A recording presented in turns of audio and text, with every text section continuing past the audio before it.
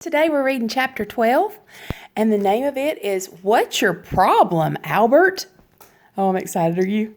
I just love the names of chapters sometimes because it really helps you understand and gives you a little bit of excitement about what the next chapter is going to be about. So here we go. Light from the hallway pours into my room as my mom opens the door. Hey, honey. Hey. I came in to check on you. You seem very quiet at dinner tonight. Something going on? Charlie would like on the camera. Want to be on the camera? Okay, well, come on up here. Say hi, boys and girls. Don't give me sugar. Say hi to the camera. Look right here. Look right here. Hi, boys and girls. Say hi. Okay, now you go play. Sorry, he really wanted on there. Something going on. Mean kids at school. Oh, Allybug, I'm sorry you had to put up with that. What happened? Well, the kids who were mean? Yeah. I was kind of one of them. Oh, she says with a sigh. I'm surprised by that, Allie. Tell me what happened.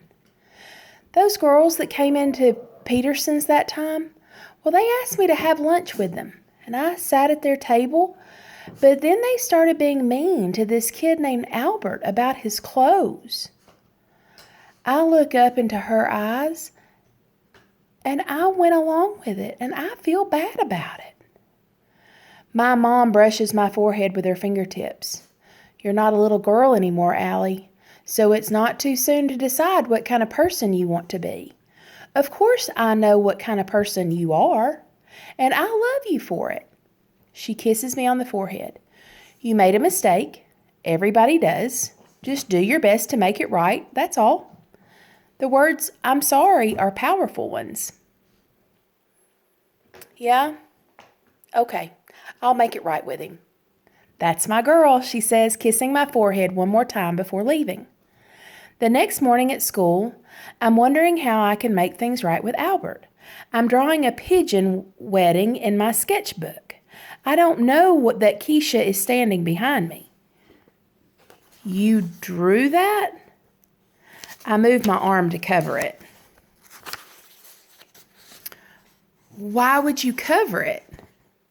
If you could draw like that, I'd put a commercial on TV about it. I'm sorry, if I could draw like that, I'd put a commercial on TV about it. Thanks, I mumble.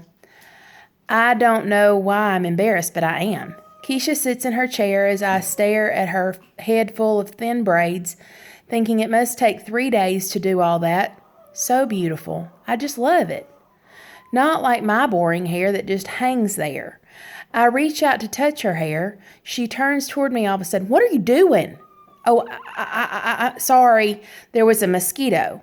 Sometimes I can't believe the things I do. It's like my arm has its own brain. Uh-huh, Keisha says. Just then, Albert walks in and he looks upset, and I want to be able to tell my mom that I made things right with him, so I go over. Albert, are you okay? I ask, wondering if he'll tell me to strap myself to a rocket and light the fuse. I have a problem. I'm sorry about the cafeteria thing, I blur out. His eyebrows rise. That didn't bother me. No need to apologize. It didn't bother you to have all of a table full of people make fun of you? You're kidding. Why would I be kidding? Can it be that he really doesn't care what people think of him? We just stare at each other. If that didn't bother him at all, and this new problem really does, then it must be really bad. Maybe it has to do with the bruises he has all the time. By the way, Charlie wants outside. That's why he's whining. He's sitting at the window looking out. He's fine. Can I help? I ask. No offense, but I don't really think so. Okay, I mumble.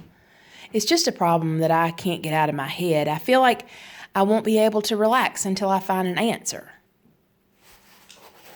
Do you want to talk about it? I know sometimes when I have a problem, I talk it out with my brother or my mom. Even if I don't find an answer, I feel better anyway. Well, I wait.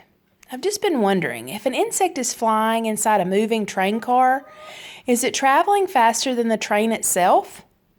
And if the insect flies in the opposite direction that the train is moving in, is that then traveling more slowly than the train?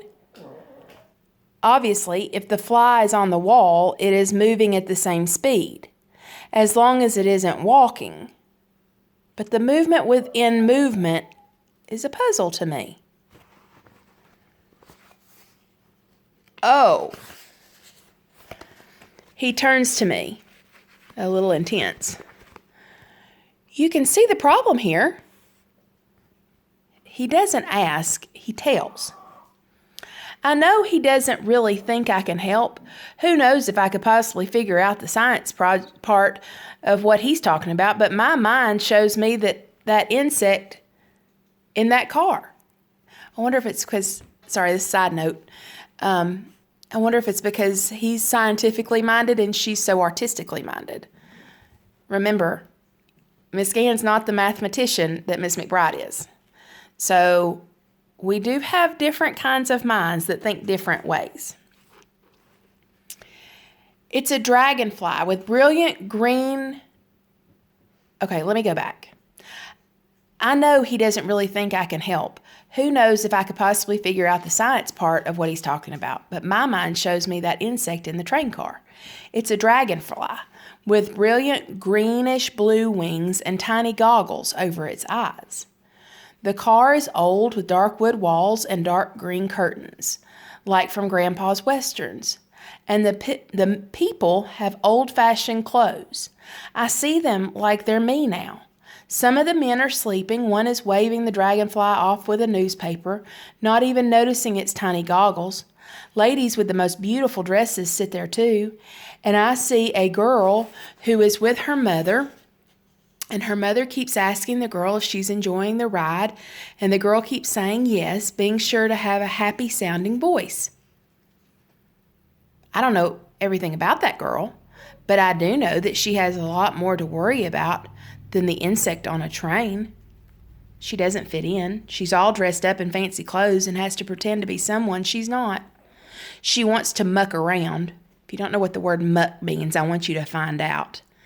Let me give you a hint. I have to go muck the stalls. Help build fences. She wants to ride a horse the real way, not side-saddled like her mother insists. And what is a side saddle? Boys and girls. Women weren't allowed to ride a normal saddle. They had to sit properly on a horse with their feet to the side, locked at the ankles, so they crossed their ankles, to be properly sitting in a dress. So that's why she said that. When I come back from my mind movie, Albert has already walked away, but I don't care. I can't help thinking about that girl on the train and how she feels. Like she wants to do so much, but she's held back. And it makes her feel very heavy and angry, like she's dragging a concrete block around all the time. I'd like to help her break free from that. That was chapter 12. See you soon. Bye.